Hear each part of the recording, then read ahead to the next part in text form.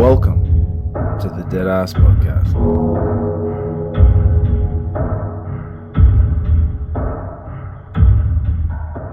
Oh, really?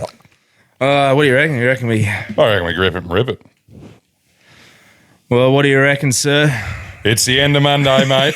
And I tell you what, we made it. We did. But I was on holidays last week, so this Monday hit harder than most. Yeah, feels for you, mate. I'm not going to lie, the morale was low this morning. It was very low. Can I just say to any events organisers, like if you're going to create a sport like basketball for some reason, like I know that NRL and stuff is already doing it, but like, can we do major sporting events not on fucking school nights? Yeah, that's exactly right. Like State of Origin Wednesday, Thursday, always bad. Yeah. You know, Broncos absolutely fucking steamrolling the Panthers. Sunday, why? Fuck the AFL. Put AFL on bloody Sunday and we'll watch the NRL on Saturday. Put one before the other. Oh, there's definitely a couple happy chappies this morning, isn't there? Isn't there? Wasn't there? Up the Broncos, mate. Hey, well deserved. I must admit, well deserved. It was. Look, mate, I'll be honest with you. I was on the fence. Statistically, the reason why I went with the Panthers is because they look better on paper. That's why I went with them. And I'm a Blues supporter, and they're from Sydney. I like them. Are you sure you're not an electrician? Definitely not a plumber. Positive. But I actually know a fact that not all plumbers like Reece Walsh. Really? Yeah, I know. Yeah, and you know what? That manifested some good juju for you guys last night, didn't it? Juju King. Yeah. Oh, you couldn't write that script. That was just unbelievable. So to give you an idea, poll bearers, if you just didn't tune into the live feed, we were down, but we were not out. No. And I needed to pull out a Hail Mary. And you said it on the potty. I needed to manifest some positive energy towards the Brisbane Broncos. Yes. And I thought the only way I could do that was by absolutely winding up a New South Welshman by the name of Andrew Kirby. Yes. Now, Andrew Kirby is not exactly the largest fan of Reece Walsh that has ever walked the earth. So I've seen. So I can read out a little bit of what I sent him. And just for the record, did you end up touching base with him today? No, I forgot. So he's still off me. So I said to him, I was like, hey, man, really coming around to Reece Walsh. I reckon a good giveaway. We should get him to sign something for us. Just a good young fella having a crack. I really reckon it'd raise morale for the community. To which he responded with, is your hat too tight, champ? Back it off a notch. I said, no, serious, man. He's a pretty good role model to the young people. Like, the guy's made a few mistakes, but he's doing pretty well at 24. I think a lot of people could strive to emulate what he's doing. Yeah. He's like, he's a fucking turd, mate. I was like, can play footy, but instantly the fire from the belly come through. And I said, you watch, boys. Broncos, 40 metres, next set. Bang, 40 metres, kick, pick up the ball, try, conversion, eat a dick.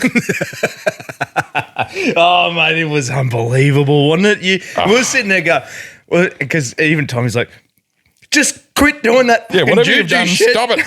Just stop it.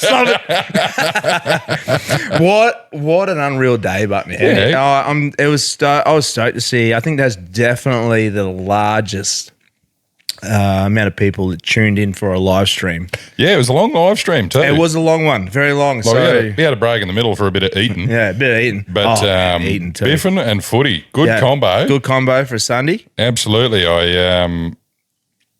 I think it was well laid out. Like, I'm glad we had a little bit of a break. It was, yeah. Just so that you could eat. Well, we were eating during the live stream. It was hard to eat, but because I was worried that it was going to get through the mic. Oh, I kept folding mine away because I just didn't want to be. And because it was so fucking good.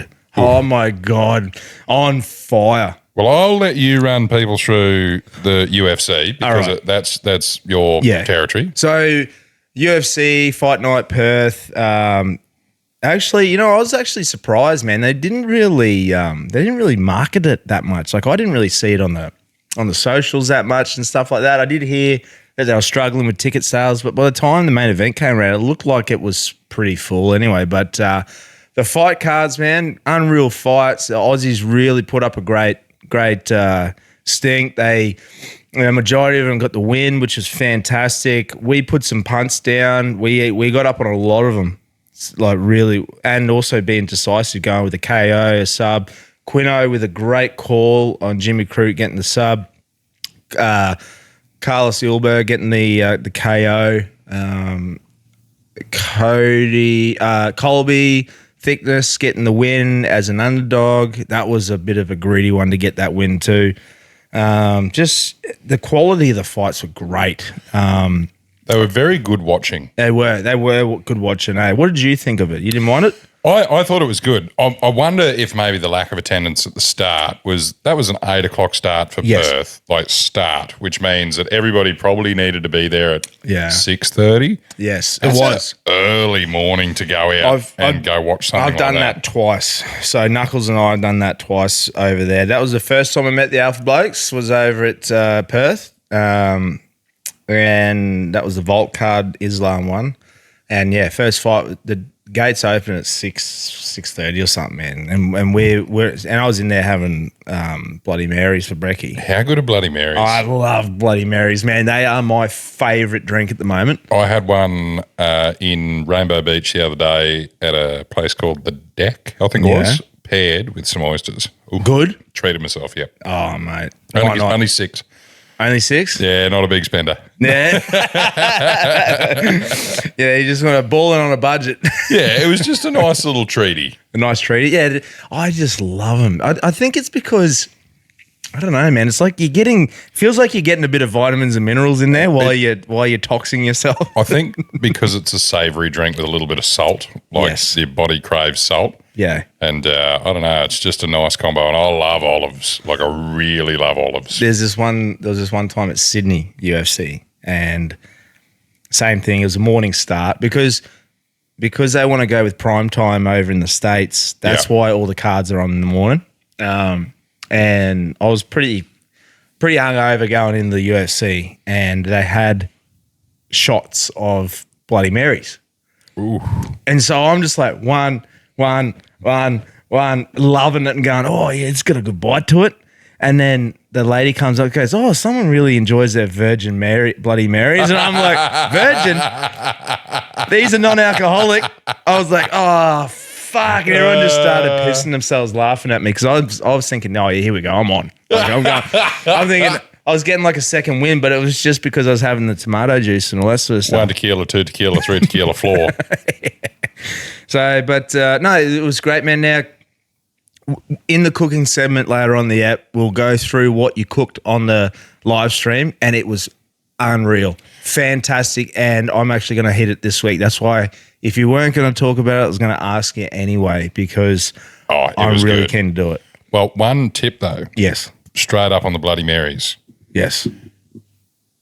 Add some bacon to it. Oh. So put it in the oven and get it like proper crispy. Yeah. And then put that in the Bloody Mary. So good. Game changer. Right. I'm having Bloody Marys this Saturday. Yeah. I was booking it in. I love doing go get the V8 hot and spicy juice. Yes. And make Bloody Marys with that. Ooh, good thing. I'm going to do that. This weekend is chicken wings, Bloody Marys, and your dip, which we'll tell that later on. Yeah. But... Oh, it was good. So, well, we may as well do it now. Fuck it. Yeah, right. Let's get it. We've got no strict schedule. Yeah, let's do it. Time for eating. Yeah, let's do it. So this cooking segment is brought to you by On Track Meals. If you don't have the time to cook, or you just don't have the ability, or you just can't. Yes. On Track meals are a great solution. So they are pre-made meals. They're not freeze-dried. Freeze-dried is puss. Yes. And the On Track meals come with their little magnesium heat bags that you can heat it up and go for gold. Just make sure you make sure you unwrap it and you don't have a party foul like I did and wait for it to heat up for half an hour and then go, what's happening here? But if you want to grab yourself some On Track meals, you can get yourself a sneaky discount by typing in the word Deadass at checkout. Definitely. Get yourself a nice little cheeky discount there. And I can vouch for them. They are a bloody unreal meal. Absolutely. Yeah, I like the brekkie one. Brekkie one's my favourite. Yeah. And that was one we did live on the podcast. Go back and have a listen to it if you want. Handy P. And I like the muesli bars. They're good too. The muesli bars are off tap. And actually, you know what? I like the little extra snacks you get in there too with those 24-hour packs. You get the jerky. You get some Skittles or M&Ms. Just delicious stuff. So shout out to them, mate. I'm glad to be able to team up with them. And they last forever. So they do. You're all good. You can leave them sit in the cupboard for years and they'll still be fine. But today, on the eating segment, yes, we did chicken wings in the smoker with a blue cheese sauce, and we did a rump cap in the smoker, reverse seared with chimichurri. So I'll run you through. So with the blue cheese sauce, it's very simple. If you don't like blue cheese or you think you don't like blue cheese, you're probably wrong. Yeah. So what we're going to do is we're going to get a bit of blue cheese from Woolies, whatever blue cheese that you can afford or what you choose, that is fine. We're going to put that in a tub with a small tub of sour cream. All of the blue cheese, all of the tub. Yep. All of the tub. Yep. Mixer in there, happy days. Now we're going to grab a tablespoon of chicken salt. That's a bit whatever chicken salt you like, and put it in there to taste. Like if you want a little bit less salt, go for gold. I like a good healthy amount. I've got the Eden's brand, which is like the blue tub, same as what you get at any fish and chip shop. Put that in there, mix it together to your desired consistency, and it is beautiful to dip your wings into. Now, the wings, 2 different kinds. I grabbed the 2 kilo packs of wings from Aldi, and then I cut the wing tips off and then separated the drums from the flats. Yep. On 2 kilos of it, we ate a lot of food. On 2 kilos of the wings, I put the ABC jalapeno rub. I didn't use a binder. I put it on there, let it sit for 15 minutes in the fridge, tossed the wings, gave it a dust again, then they went on the smoker. The other side, I just did your good old-fashioned Master Foods garlic salt. Yeah. Now, in the smoker, we're going to start off a lot like the trusty chook at 120 degrees C. Going to put the wings in there, and they're going to sit for about half an hour. If they're big, thick wings, you want to go 45. If they're not so thick and hefty, 30 minutes. Then we're going to flip the wings and crank her up to 160. Once again, 30 minutes for the little ones. Hefty ones go 45 minutes. Pull them off. Just let them cool down just a touch. Otherwise, they might set the roof of your mouth on fire. They'll be as hot as an Indian's arsehole. But then we're good to go with the dipping sauce. If you want to zazz up that dipping sauce just a little bit, few chives. Yeah. Good thing. Now, for the rump cap, we grabbed a good old rump cap from Frenchville Quality Meats. I think it's like $15 a kilo. So that's cheap. Good stuff. I trimmed a bit of the fat off. You just want a pretty consistent fat cap of about 10 mil thick. Yeah. We're going to reverse sear it. We're not going to slow cook it. So we just want to make sure that any fat that we've got is either going to cook or render. Now, into the smoker at 120 degrees C. After you've put your desired rub on, I just did the ABC rub because that's what I had. Yep. Put it in there. We went for a medium-ish. So I let it go until it reached 50 degrees internal on the smoker. Yeah.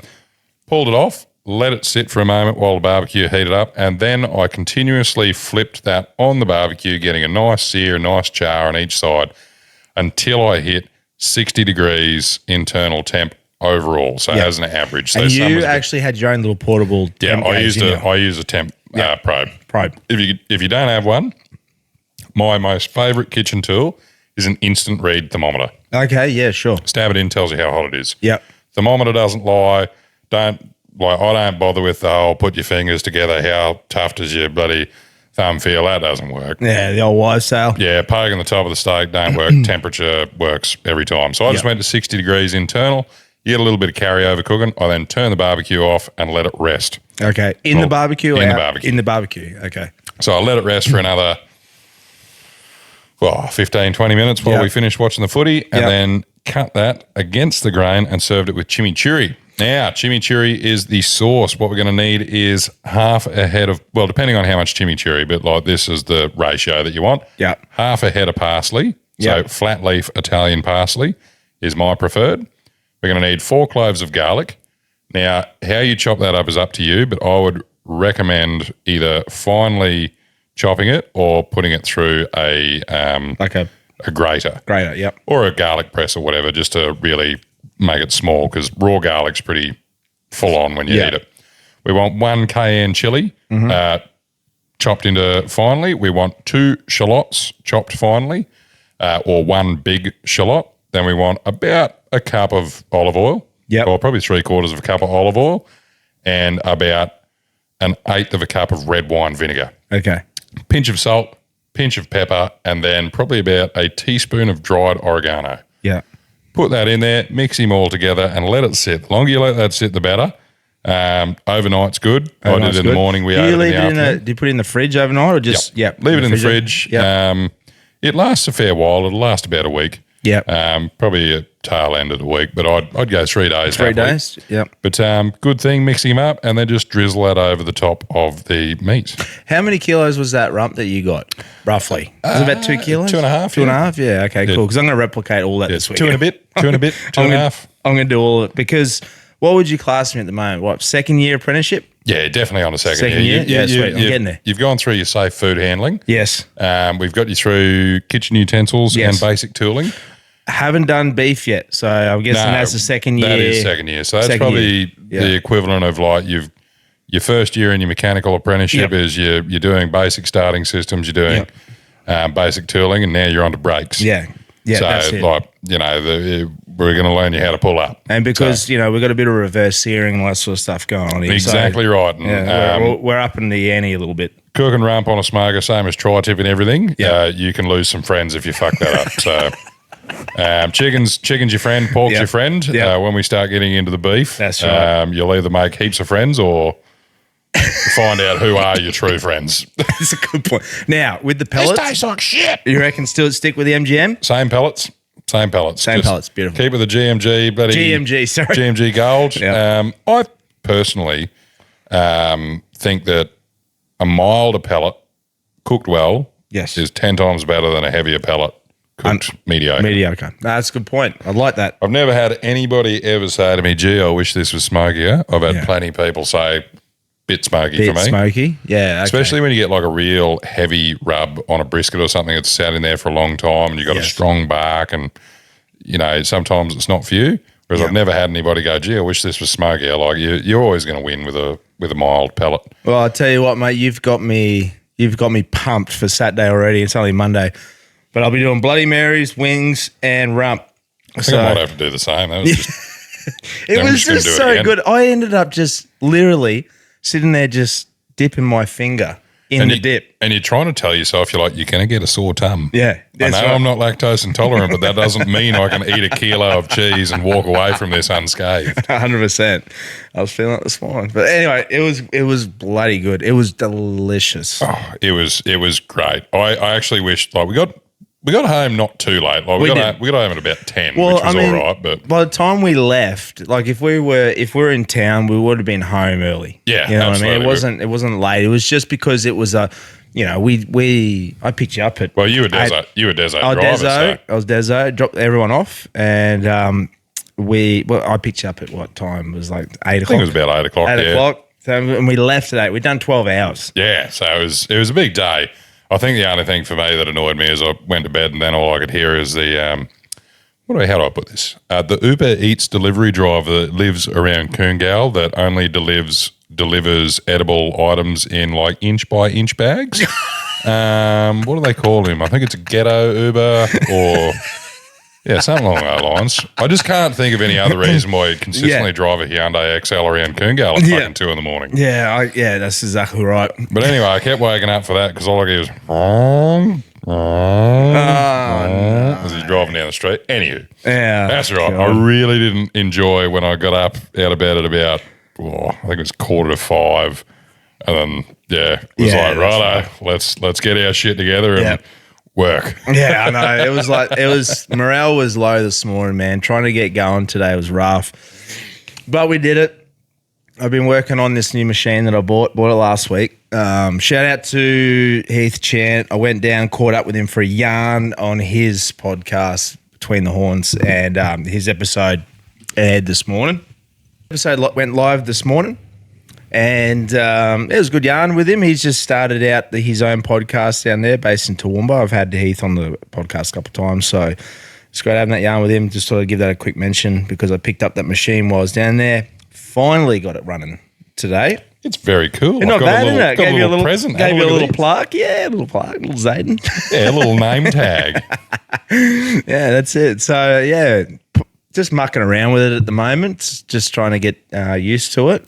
I only had it running for a couple of hours, but good things to come. And it's also cool because we might be able to start offering some stuff related to the Deadass Podcast Graveyard Shift cooking segment stuff and might better. We've got a couple of ideas there, and there'll be a lot of trial and error and a lot of swear words and a lot of beer.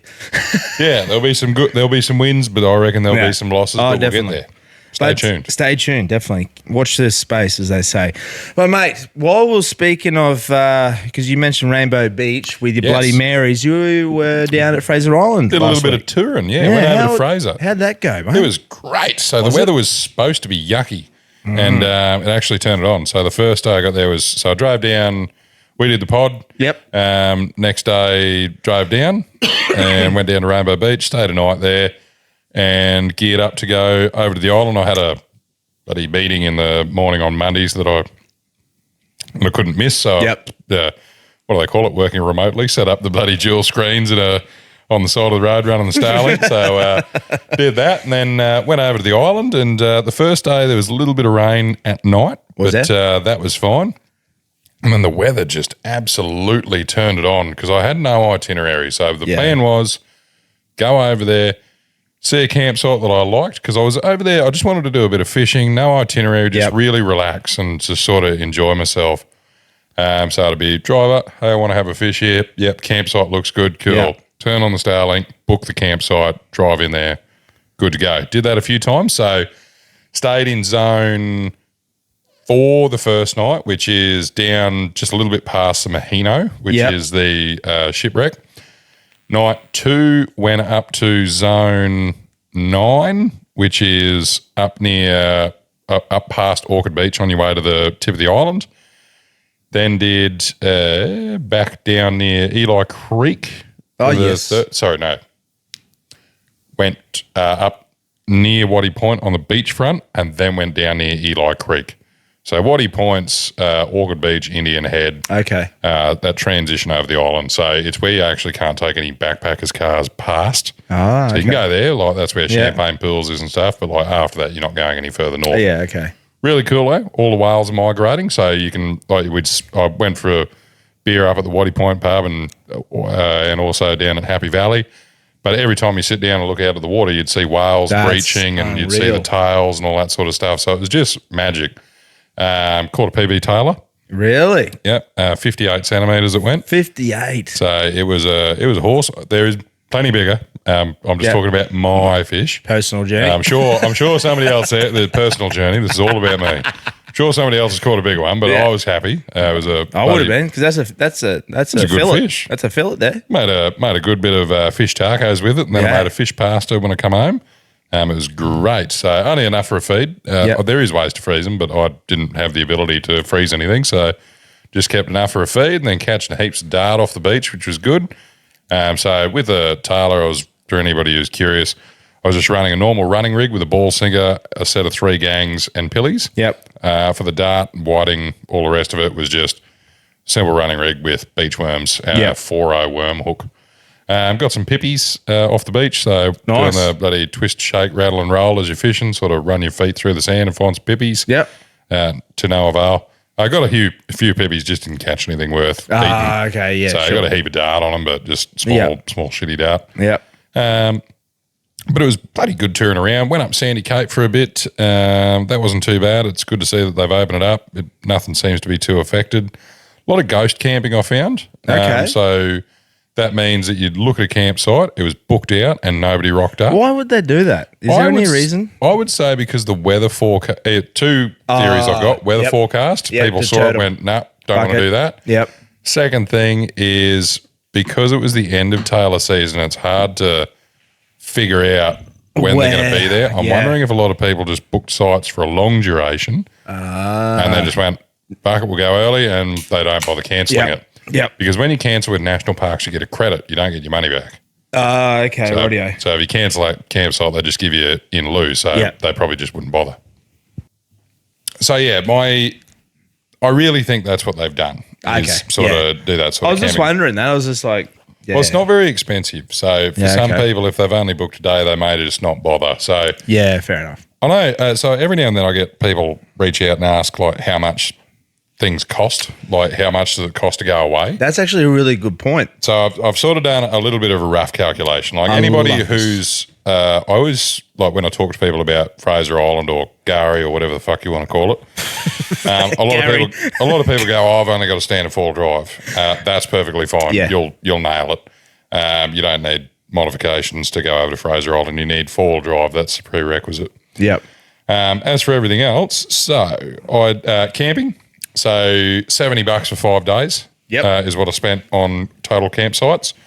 Vehicle permit for one car was $50 for a month to have a permit to go over to the island. You can get yearly permits for $340. Is it only to the island? Just to that island. Yeah. Yep. Okay. So you need one on there. Fucks me why. They do have number plate scanners though, so you're not going to get away with it. Yep. Ferry, $140 return for one vehicle. So I know for a fact with a trailer it's $240. If you bring my truck over, it's $340 with the trailer attached. Sorry, $240 for the truck, $340 for truck and trailer, and then I think it's $240 for a car and small trailer. Okay, yeah, sure. I go in skip. Yep. The reason for it is the Harvey Bay ferry you need to book.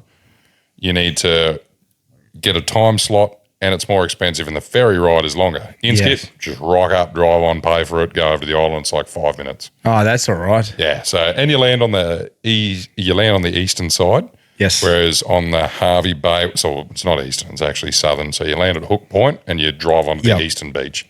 Whereas Harvey Bay, you end up at Kingfisher and you got to drive across the island.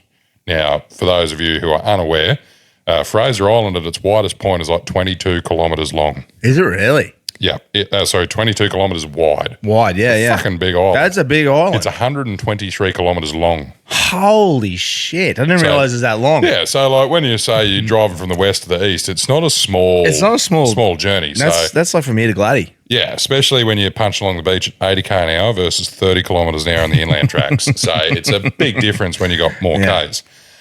So, beers on the island. So buy beers before you go over there. Yep. Carton of beers, $100. Far out. Buy it before you get there. However, at the pubs, they're not too bad. Yeah. It's $12 for a schooner, which is about what you pay. It's island price. Yeah, it's island price, but it's about what you pay in Brisbane, to be honest. Yeah, good point. I did a couple of things. If you don't have a four-wheel drive and you want to go over there, vehicle hire, depending on the company, is about $500 to $800 for a 3 to 4 day period. Depending on the hire company, but understand there's big limitations with the hire car. You can't drive at night. You can't go to certain parts of the island. They are tracked. There's all sorts of shit. Play the course you're on. If you're going to go to a hire company, go to the cheapest one. Yep. Food and supplies, I spent about $175. Yep. I was eating pretty basic. Contingency plans, I always keep a couple of $100 in my pocket, basically because if the FPOS goes down on the island, you need something like fuel, just have enough to buy a full tank of fuel. Good point. Fuel-wise, I travelled 470 kilometres on the island.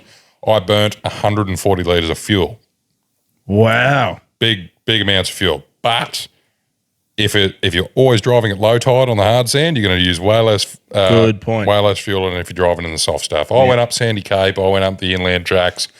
I drove at high tide, wasn't concerned about fuel economy, but that's a realistic one of not giving a fuck, and that's sort of going all around the island and doing a fair lap, 140 litres of fuel, so budget for that. Insurance, Fraser Island Towing, or Gary Towing. Yep. They offer breakdown insurance. Do they? So for $150, Yes. they'll tow you off the island. Is that good investment, you reckon? I think that is. If you're going by yourself and you're not sure about the reliability of your four-wheel drive, do it. it's non-refundable. Yep. So you pay $150, and if you don't use it, you lose it. Yep. However, they will come and get you off the island. If you don't have that and you need to get towed off the island, it is $1,000. Okay, good. Yeah. So they also do offer insurance for a trailer. So I think it's $200, and they'll tow your car and your trailer off the island to Rainbow Beach. That's a pretty safe thing to pay for, man, just in case. I'm a believer of if you're sort of sitting there and you're humming and hawing, you're like, oh, what if? There's different levels. You can get them to come do an RACQ style call out and all that sort of stuff. But I think if you're paranoid, pay the $150 and you know that if you break down, you're getting towed off the island. Who do you actually purchase it through? It is... is that like it's a towing company? It's a towing company, yeah. Towing company, okay. It's the well-known one, Menzies Towing, I think it is. Okay, yeah, right. Yeah, I think it's Menzies. Yeah. But so the other stuff that I get asked all the time is dingoes. Yeah, that's a good question. Now, they're everywhere. Yes, they are. Yeah. They're a wild animal, and they are on the island, and you will see one. Yep. And you just need to follow all the normal things of like, don't leave your food out and don't feed them and don't pat them. And though they're friend shaped, they're not your friend. Yes.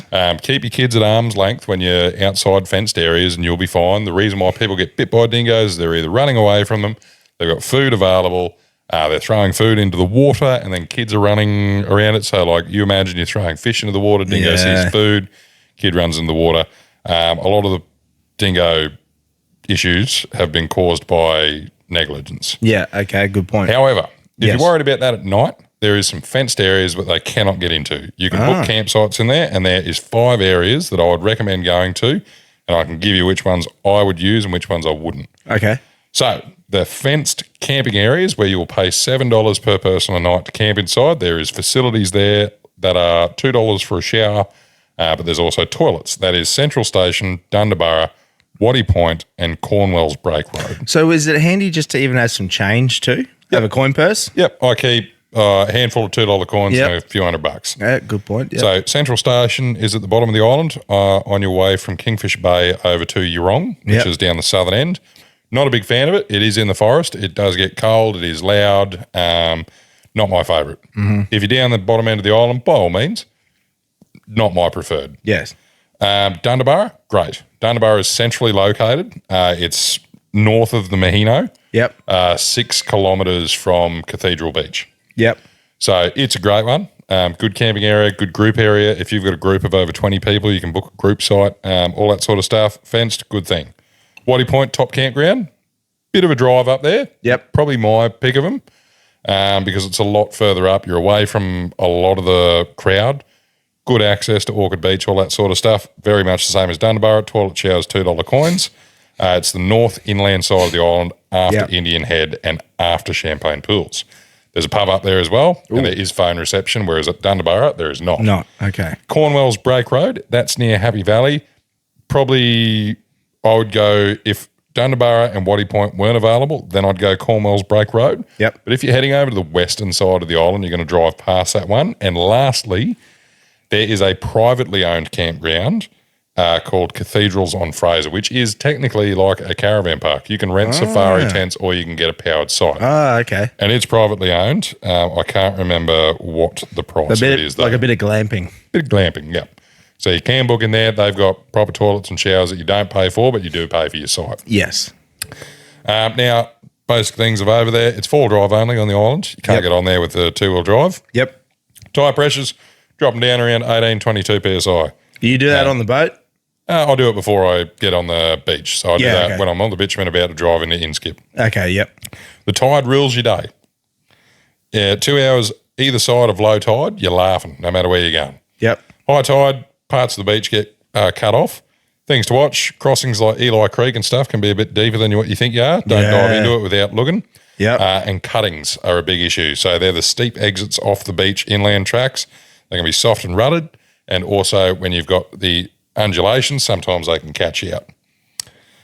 My other ones would be secure your food. Get some black tubs. Don't leave rubbish out. Goannas will get into it in the fenced areas. Dingoes will get into it otherwise. Oh, good point. Just black tubs. Keep stuff in that sort of stuff or lock it in your car. Dingoes, don't feed them. Don't leave scraps. Keep kids close. Carry a dingo stick or a dingo stick. Yeah, so they have bits of poly over the island. Yep. Fishing rod. Okay. Use a fishing rod, use a bloody rod holder, all that sort of stuff. Just bear in mind, it's open ocean on the eastern side. There's no lifeguards. There is rips and stuff like that. If you choose to go swimming, do it at your own risk. Very good You want to go swimming on the island? Eli Creek, fantastic. Lake Mackenzie, fantastic. Lake Wobby, fantastic. Which one's the one it's like beachfront, but it's fresh? Lake Mackenzie. Lake Mackenzie, yeah. So it's beautiful stuff. Eli Creek, you can float down on a bloody inflatable. Beautiful thing. Things that you should see if you've never been there. Lake Mackenzie. Yep. White silica sand, beautiful photo opportunity. Eli Creek, like I said before, float down there. The Mahino shipwreck, the big rusted ship. Yep. Indian Head, it's got a great lookout up there with the Champagne Pools. There are natural rock pools that go like a bubble spa, so the waves crash over the top. Ah, yes. They're beautiful. And Sandy Cape Lighthouse. Bear in mind, if you are not a fit person, that is a big day. Is it really? It is a big walk. That's a big hill. Speaking from experience. Absolutely. Recovery gear, bring a snatch strap and a shovel and traction boards if you are by yourself. If you're by yourself. Yeah, if you're in a convoy, you can probably get away with one or two of those things, but I just bring a set of tread tracks, a shovel, and a snatch strap. Because, long story short, the old Triton that I got there is now a camping rig. Yeah, camping rig, and it's the communal car. Ooh. Without my permission. It was more of a mutiny.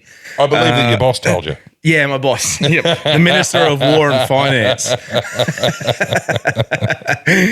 So that leads me to another story. But, so we're going to fit the old Trito out. And I was actually thinking about, now, this might end up being a bit of a vlog itself as we prepare it. Now, it's already got a lift in it. It's got some bigger tyres on it. It's got the all-terrains on it. I was actually thinking about putting those the ladder racks on the tub racks. Yep, tub racks on that, and putting a rooftop camper on top of that and leaving it fixed to that, so it leaves room underneath. Yep.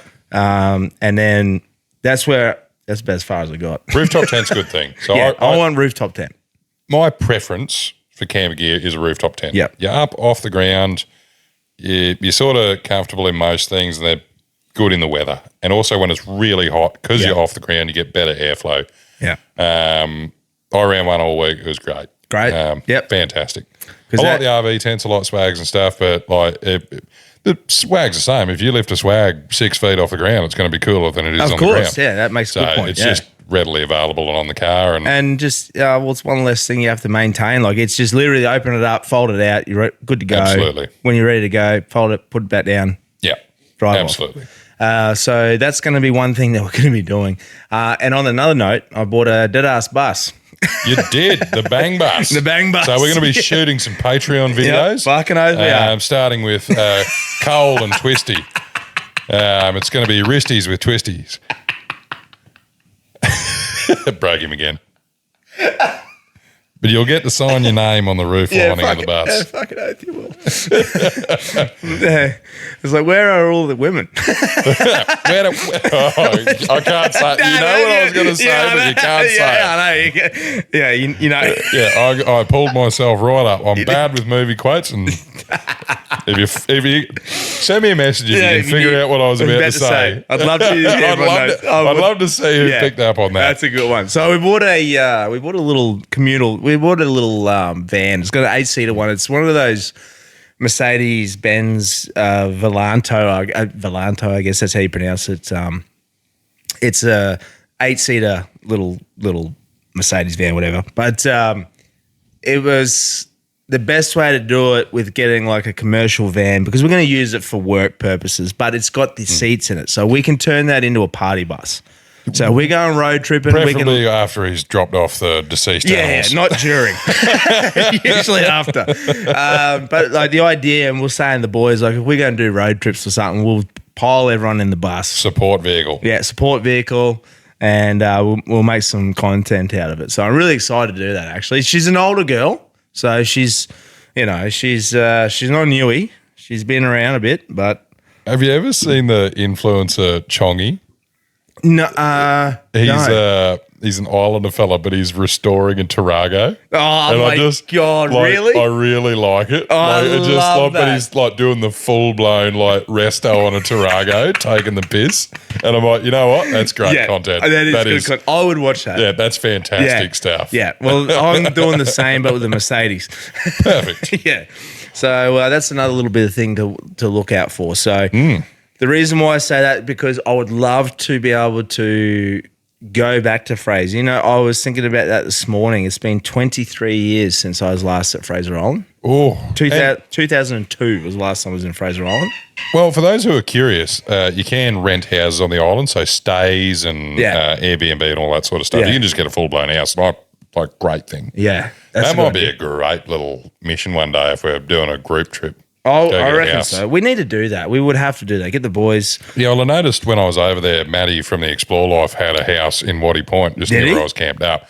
I've seen him there before, so he must have a friend of his or just books the same one or whatever. But Same one, yep. they looked like they were having a fat time. So Oh, that's cool. it was a massive house. Like, Was it? Gee, they're an army of people. Well, that's a good way to do it. If you've got an army, Oh, hell yeah. go in and do that.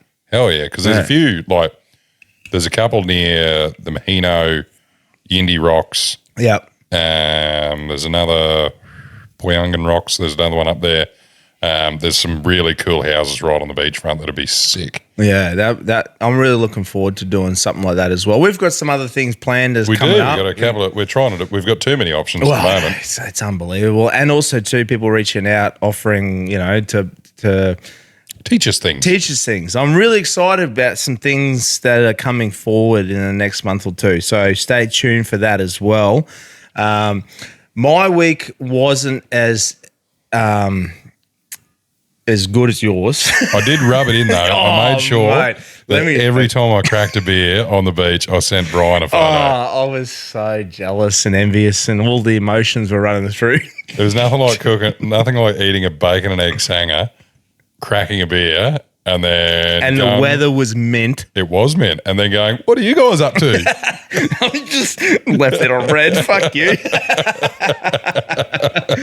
My week wasn't as adventurous. I was actually. I've been a really good boy You to have a been. point. I have been. And, Clean the house. Cleaning the house. Bloody Cole's been doing renovations. Cole's here. been He's doing a good boy renos in too. the Deadass Podcast studio here. We've had the bit more paneling from the pallets at the back in the laneway.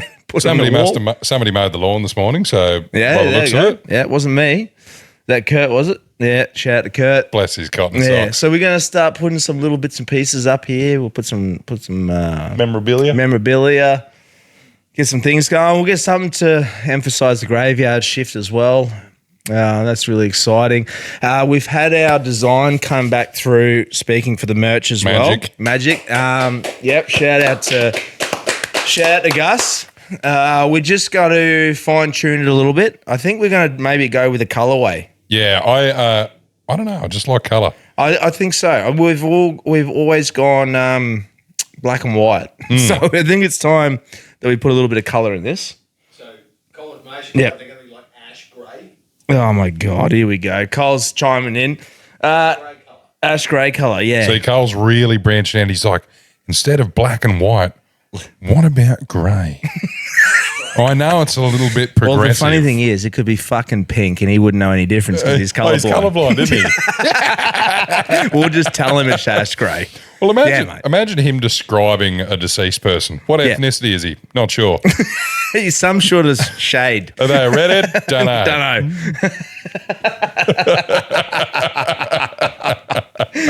I can tell you they're 6'2" and female, and that's about it. That's as far as I well, can that's tell you. actually a big woman. That's 6'2" and male, and that's it. And they're heavy as fuck. Mate,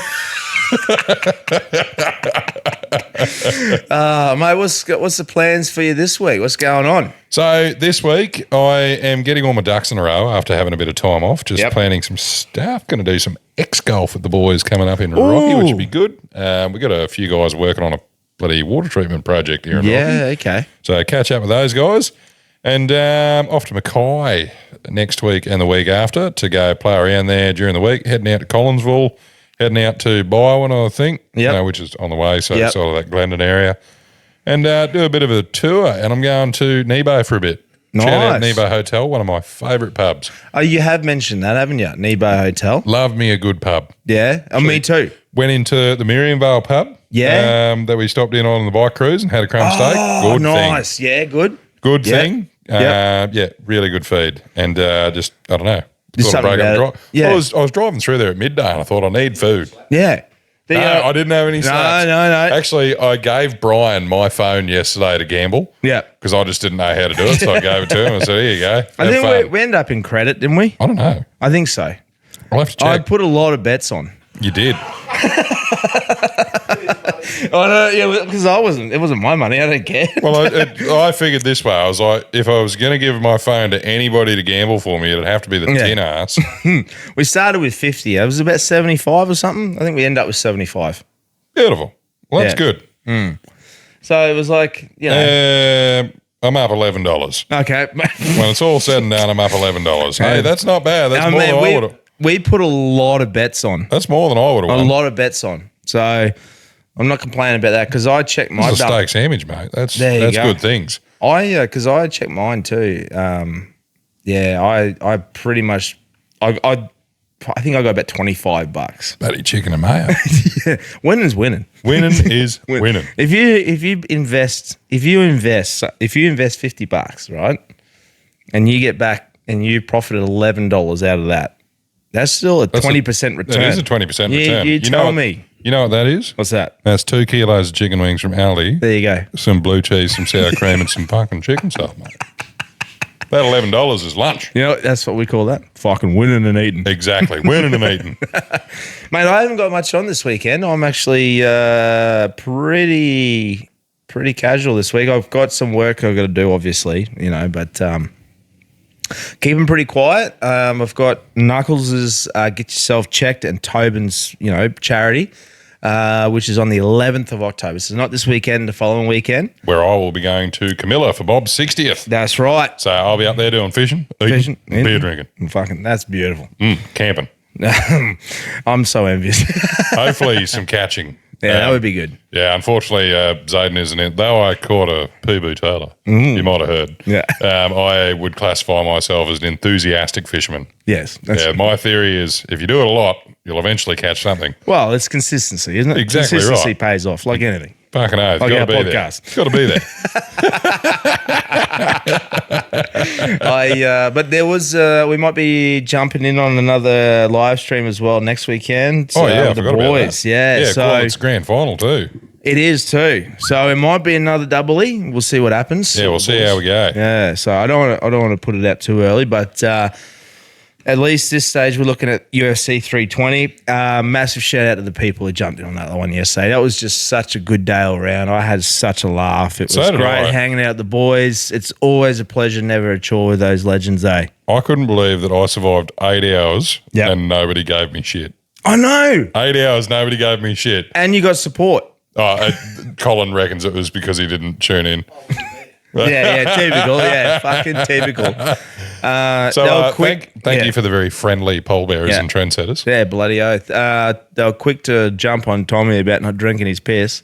Yeah, and They did that about last being time. a Panthers supporter and about losing and about a few things. Yeah. Go the Broncos. Now, what are your thoughts on this week with the Broncos coming up with the final? What are your thoughts, mate? Look, the Storm's a pretty stout team, and they've been up there quite a few times. They're no stranger to being in a grand final. They're and especially this team is no stranger to being under pressure. I think it'll be a good game. I won't be upset. I'll be upset, but I won't be heartbroken if the Storm get up. Yep. I think it'll be a close game, but I don't reckon there'll be a lot of points in it. Yep. I'm hoping for the Bronx. I really as a day one Broncos supporter. Yep. I've supported the Broncos since I was 5 years old. I want to see them win. Yeah, no, that's they've fair broken my enough. heart quite a few times. Those bastards. And I really feel like it's time. Like we need a Broncos year. And how good would it be to have a Broncos Lions GF win? Oh, that would be good. Look, I'm on the fence with this, man. Like I because it's the grand final next weekend. I'm going to go Broncos because it'd be good to see them. Fucking picked a good team. I just want to see that. I would love to see that. Wouldn't that be amazing? Soon you'll be sitting there. We'll be like, who do you follow? Oh, I follow the Bulldogs. You know, I was actually contemplating following the Bulldogs. Really? Yeah, years ago. Bloody hell. And then I had a fad where I was going through. I was a bit of a Roosters fan, and it was purely. Really? It was particularly because I was a Tedesco fan. Cubby, yeah. Yeah. So Well, because he was helping with the Blues as well. Well, I was having a laugh because, I thought if the Broncos play the Sharks in the grand final, I really don't ever want to see the Broncos lose because I reckon most people couldn't point out Cronulla on a map. Very good point. It's a big place. Yeah, but yeah, I reckon yeah. a lot of people would be like, That's a very good point. yeah, it's down south somewhere. Yeah, that's a good Obviously, point. the people from fucking Oh, Cronulla. it's in Sydney, isn't it? No, that's where them fucking bunnies are from. Yeah, that's right. Actually, you know, no, roosters, boys. Mate, I thought what we'd do is, because it's one of those episodes where we like to embrace the fact of living. You know, Absolutely. like, this is what I love. I love it. We've got the morning show with Cole. That's about a bit of dying, and this is about a bit of living. Bit of the yin and the yang. Ooh. And there was this really cool reel. Now, I normally do a reflection on the morning show, but I just want to share this one today. I thought it'd be pretty cool. I had a panic attack. Twisty sent me a message, and I'm like, Oh, fucking hell. shit, I was like, he felt that I was giving him shit. He's not even a live show. I was like, he fucking knew that I give him grief before, and he's like, what'd you say? What did you say? my what is it? My spidey sense was tingling. He was actually sending me something positive and nice about his, you know, where he is today. So Oh, cool. He does that every day. yeah, he'll be off me tomorrow though. Love you, Twisty. Love you, Twisty. Love you, Andrew Kirby. I know you're still off me. I'll ring you tomorrow Yeah, I love and, that. and clear it all up. Because you were saying yesterday, you're like, yeah, I'll give him a buzz today and clear My up. phone went fucking berserk Yeah, today. fair And I didn't get a chance to get a word in edgewise. I don't blame you. As I was coming over here, I was like, he'll be okay. Give him one more day. Yeah, he'd be sitting there with a voodoo doll stabbing me in the chest. But sorry, as you were, I derailed that. No, you're right. I like that. I just thought I'd quickly play this because it's about living. All right. And this is what I've been really trying to promote this stuff. Good. And I'll see if I can get this playing. You ready? Excuse me, sir. My name's Chris, and I think that you have an amazing look. You're a very stylish man. Well, all these compliments. I was wondering if I could take a picture of you. Where do you publish them? I'll show you. Are you from Dublin, sir? I am, yes, yes. Yes, I see what you mean. What's your name? My name is Robin. Robin. What age are you, sir? If you I'm don't- 88. You're 88. How does it feel being 88? Well, it feels less than 88. I mean, I don't feel 88. It's sort of come up upon me. Time goes very quickly, Robin. And the older you get, the quicker it goes. It's so scary. Isn't it scary? And you have to make the most of it. You have to make the most of it. Do you think you've made the most of your life? Probably not. Thank you, Robin. What is the biggest lesson that you've learned over the course of your life? To try to remain calm, whatever the situation is, and not get het up about things. Hey, there's a little Robin. Look at that. Yes, look at it. Oh my goodness. That's quite a coincidence. A Robin sitting next to you. It is. It's a good omen. It is a good one. Yes. Do you have any regret in life? I suppose I do, yes. Not marrying the right girl. I had the opportunity to do that, but I was too slow. So your advice to maybe somebody younger would be To be decisive and go for it if you feel it's right. There's a saying that goes, more is lost with indecision than wrong decision. You're quite right. That's a good saying. That's very profound. It probably would have been fun now to have grandchildren, lots of cousins and godchildren, but I don't have any direct descendants, unfortunately. You're still very sharp. Well, I try to be. I do crosswords and talk to friends, occasionally write letters.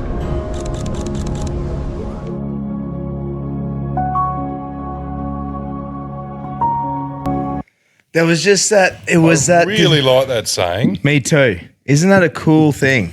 That is a great saying.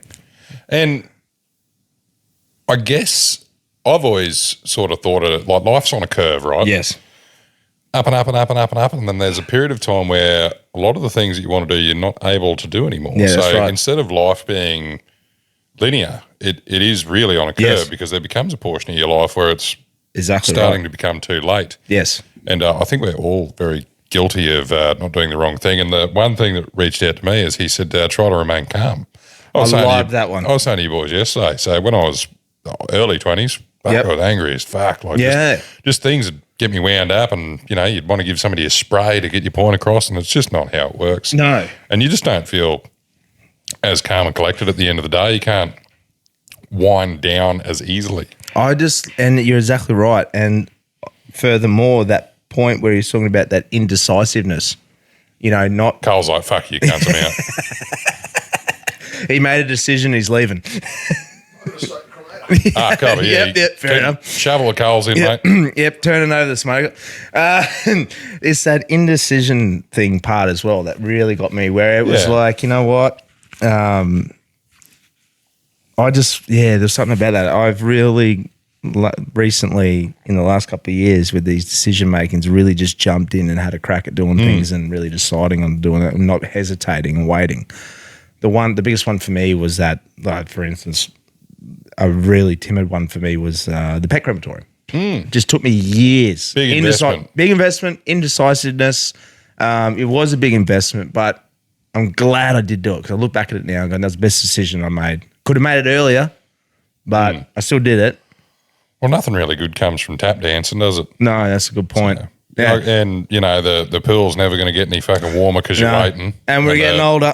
And the jump's never going to be any lower to the ground because you fucking hesitated. That's exactly right, bro. And the scary thing doesn't go away because you freak out. That's exactly right. So it's a good thing. Yeah. So, no, I just thought I would share that one, mate. Do you have an amazing human of the week this week, speaking of humans? I do.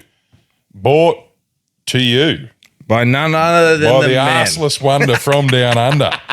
The man, the myth, the legend. Now, speaking, the arseless man from... What was it again? The arseless wonder from down under. If you haven't listened to it yet, BT, the podfather, the fucking legend, the man, the myth, the legend himself, has done a fucking banger of an absolute tune in regards to the arseless wonder from down under. And if you can see it on YouTube, so just Google him or just YouTube the Podfather, and you'll see the tune. It's a banger. I absolutely love it. And he put it all together in one day. He woke up at like 2 o'clock in the morning and put it together. What a unit. Absolute unit. So shout out to him. Shout out to CTC, major sponsor of the podcast. Best owns the land, some would say, covers the most yarnsmen's heads in the land.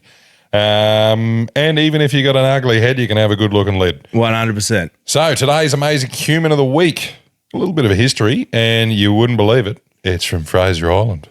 So, Nurse Elise May Cook and the SS Mahino. Ooh. On the eastern shore of Kagari, or better known as Fraser Island, or formerly known as Fraser Island, I'm not here for a political debate, sits the rusting skeleton of the SS Mahino. To most visitors, it is a striking backdrop for photographs, but hidden within those corroded iron bores is history, service, sacrifice, and humanity. This week, I'm going to honour the remarkable individuals who served aboard her. The Australian Army nurse, Elise May Cook. Oh, cool. The Mahino was launched in 1905 as a luxury liner carrying passengers across the Tasman between Australia and New Zealand. But when the war broke out in 1915, she was requisitioned by the New Zealand government and transformed into a hospital ship. Her polished timber decks were refitted with operating theatres, wards and dispensaries. Her chandeliers were replaced with stark lamps over rows of iron beds. It was in this environment that, Elsie May Cook, a trained nurse from Australia, began her service. Cook and her fellow nurses worked under relentless pressure. The Mahino ferried wounded soldiers from Gallipoli and later from the Western Front. Patients arrived broken by shrapnel, infection, exhaustion, and the ship's wards rolled with the seas as the nurses fought to stabilise the injured. They worked shifts that stretched up to 18 hours, performing surgeries at sea, dressing wounds in sweltering heat, offering comfort to men who often had nothing else. For many soldiers, a kind word from Nurse Cook or a gentle touch was the first act of compassion they had experienced in months and even years of warfare. What made Elsie remarkable was not only her medical skill but her resilience. She faced disease outbreaks, enemy mines, and the constant risk of attack. Yet she remained steady. Survivors later wrote of her warmth, and she gave hope to men who believed they had none left. In a world consumed by violence, Elsie embodied humanity. Now, after the war, the Mahino returned to civilian service before being sold for scrap in 1935. While under tow to Japan, a cyclone struck. The tow line snapped and the ship was driven ashore of the sands of Gari. There she remains, slowly being claimed by the ocean and the wind. Today, tourists see a rusting hulk, but those who know her story, the Mahino is more than a wreck. It's a monument to the men and the women who served aboard her and to nurses like Elsie May Cook, who turned a ship of steel into a vessel of compassion. Elsie's legacy is not found in medals or monuments. It lives in the lives of thousands that she touched, an enduring memory of a shipwreck that whispers of courage and care in darkest of times. Oh, man. That is why she is our amazing human of the week. Oh, mate, that is unbelievable. Oh, geez, that's my favourite part of the segment here in that, eh? So if you're interested, there's other history with the Mahino. Is there? So in World War II, there was actually a special forces barracks called the Z Force that was over in training on Fraser Island in jungle warfare. Now, they actually used the Mahino as practice for breaching hulls. So they're blue square holes in the bottom of it. That's now covered by sand. But there's an interesting bit of history with that ship and also the training over there. And if you do go tour around the island, you will see some history and stuff. If you go to Happy Valley, there's some artifacts off the Mahino that you can go and look at, and there's some very cool things. But I often urge people to go and look at a bit of the history involved in some landmarks, because there's some very wild things that humanity has had to do often when faced with adversity. And one of those was training special forces troops on an island because they were going to be sent up north. Yep. And they were going to go fight the Japanese in Papua New Guinea. Wow. That's intense, man. I love really listening or reading or, paying respects to that sort of stuff, like given its time, because there is a rich history in that sort of stuff, and it's good to acknowledge that stuff, really. Absolutely. It's quite a spectacle. Spectacle, yeah, that's a good one. Yeah. There's another, maybe one day we go for a bit of there's a bomber at Crumpet Tops on our way to go see the boys. We'll probably go see that one. I really want to do that one. I was literally just thinking that myself. I haven't seen that yet. Great plan. Let's do that. And that'd be a good little bit of adventuring. Yep, that's a good one. There's a few others trapped around the place, but always a good thing. Definitely. But that's my amazing human of the week, and that's pretty much all I've got. Yeah, me too, brother. I really appreciate it, man, because, mate, morale was low this morning. I'm pumped that we jumped in this afternoon and got in and did our once again part. The endorphins are high. Yes, they are, because we've had a whine and a whinge. Yyep, definitely. Well, I like to call it. So that comes from one of the blokes that I've worked with. So him and his missus at the end of the day go grab a wine and go for a walk. So it's a whine and a whinge. But we had a beer and a bitch. That's well, what do we say, brother? Love you. See you. Bye.